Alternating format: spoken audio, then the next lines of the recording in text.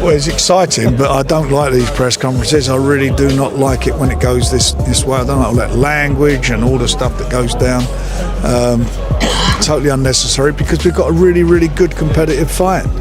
Tyson Fury turned an ordinary press conference into chaos within seconds. During his face-off with Mariusz Wach, Fury suddenly slapped his opponent across the face, sending the crowd into a frenzy. Security rushed in, cameras flashed, and the event instantly became more about controversy than promotion. Wait, nigga!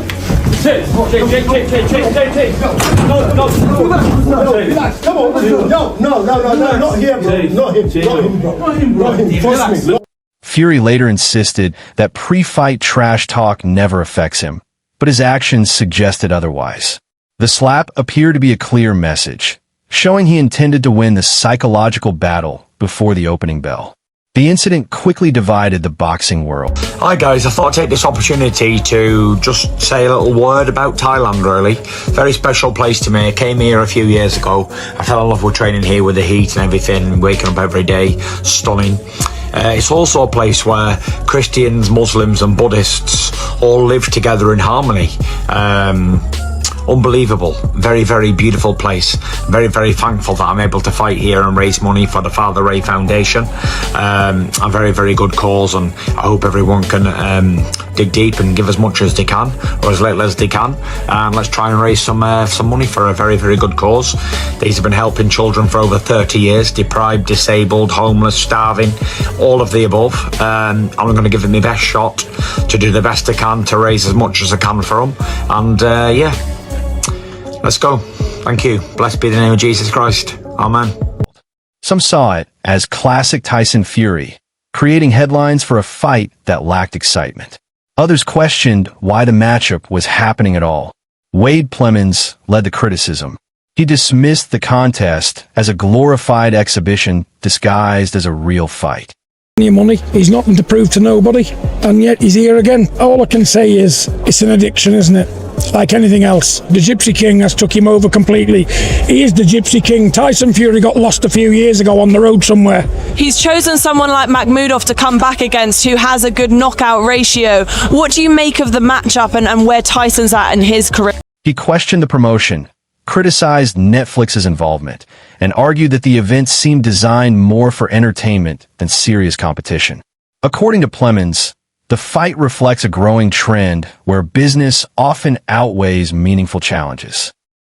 Obviously, with the Makhmudov fight showed, he's still definitely got a lot left. Mariusz Wach was a very, very good fighter back in the day, very, very good. But now, there you go back before, the time he was losing every round to Fraser Clark and other guys as well. He's not really been at the races at the top level for a long time, so it's a bit of a weird match, but I guess there doesn't need to be any risk at this stage as the Joshua fight has happened, so I'm not sure what we expected really. Dave Allen offered a more balanced opinion. He acknowledged that Mariusz Wach was once a dangerous heavyweight capable of testing elite fighters. However, Allen admitted those days are long gone. I understand Tyson fighting out there because he spent time out there just training. He just wants to get out. So we kind of can't jump on him for picking this opponent because he's expecting it. This is not about the opponent. This is about Tyson Fury getting out, getting a workout and getting paid for it. God knows how much. I don't think it'd be that. If Tyson Fury is preparing for Anthony Joshua, taking a lower-risk fight beforehand makes practical sense. While he understood the criticism, he believed there was logic behind the decision. Johnny Nelson defended the matchup from another angle. He argued that Fury was never trying to find the toughest available opponent. Instead, he believed the fight gives Fury a chance to stay active, train in Thailand, and earn another payday before facing Joshua. But what I'm saying is I'm quite sure Tyson expects the backlash, he expects the criticism, expects the out, and people forget it, and that's how is Frank Warren involved in this? Is he the promoter? I'm mixed up because I think Tyson said that his promoter now was Turkey, I don't know if Frank says his advisor or his promoter. I don't know. So, number one, the fight's out in Thailand. So, Nelson also admitted confusion over who was promoting the event, mentioning Frank Warren and Turkey Alshik while questioning the arrangement. Even while defending the fight, Nelson warned against overlooking any opponent. Although Wach has suffered several defeats in recent years, boxing has repeatedly shown that underestimating an opponent can lead to unexpected problems. Allen also reminded fans of Wach's earlier career. About the fight, Mariusz Wach is 46. Now, Mariusz Wach was a handful at one point. When he boxed Klitschko, he was unbeaten, lost on points to Klitschko, I believe. When was that? November 2012. Wow. Time's flown by. Lost to Povetkin. I would say 2017, he started to get a little bit older. I've met the guy, he's an absolute giant. He's one of the biggest men I've ever met. Probably the second biggest man I've ever met. David Price, probably the biggest. Oh, he's ginormous. So as far as the boxing contest goes, at 46, you know, I think he's won 4 of his last 12. The defeat to Atama obviously was his last bout in the UK, and people remember that and they'll say, why is Tyson Fury boxing him? But it looks like he's doing it for a very good... Before losing to Vladimir Klitschko in 2012, Wach built an unbeaten record and earned respect as one of the division's biggest heavyweights. Allen recalled meeting him personally and described him as one of the largest fighters he had ever seen. Still, recent results tell a different story, making this contest appear far less competitive than it would have years ago. Plemons became even more critical after reacting to footage from Fury's training camp. Very beautiful place. Very, very thankful that I'm able to fight here and raise money for the Father Ray Foundation. A very, very good cause, and I hope everyone can dig deep and give as much as they can. He argued that tune-up fights like this damage boxing's credibility and compared the situation to Anthony Joshua's recent opponent.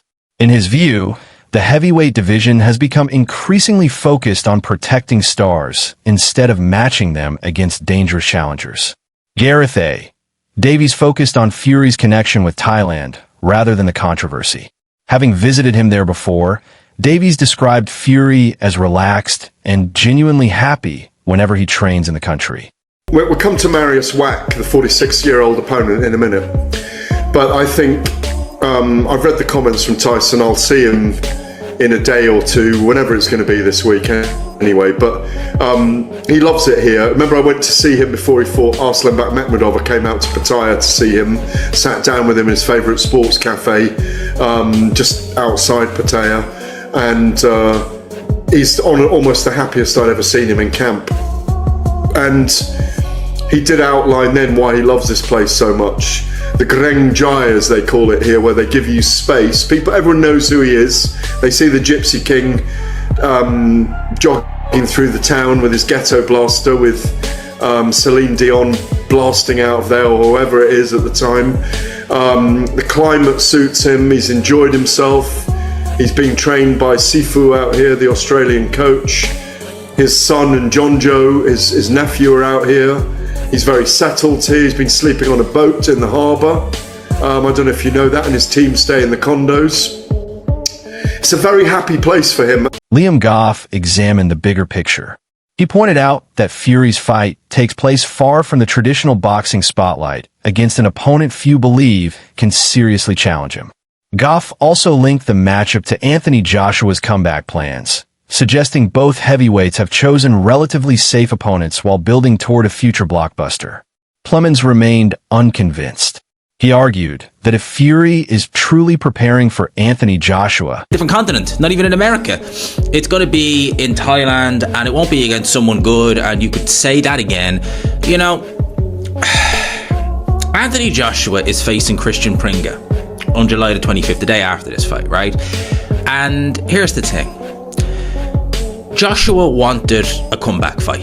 He didn't want to, for whatever reason, say that to Tyson Fury after Fury just beat Arslanbek Makhmudov. He didn't want to say it. I don't know why. probably AJ overthinking things or reading too much into it, but you knew damn well he wanted a rehabilitation fight. Before I carry on, if you could very, very quickly have a look there on screen, if you could please consider hitting the like and the subscribe and hitting the notification bell, I would greatly appreciate it. He obviously wanted a comeback fight. A few weeks later, it was a Monday, it was announced that AJ would be fighting Christian Prenga. We didn't know who he was. We can joke about it, we can... Fighting an aging Mariusz Wach offers little meaningful preparation. He predicted that John Fury would continue promoting the bout as a serious challenge despite widespread skepticism. John Fury responded emotionally, reminding critics that it helped build Tyson's career from the very beginning. He expressed frustration that many people now celebrate Tyson's success while forgetting the sacrifices made during the difficult years. He fought in a modified rules boxing match against Kamil Bilecki. He won via uppercut in the first round. In October of 2025,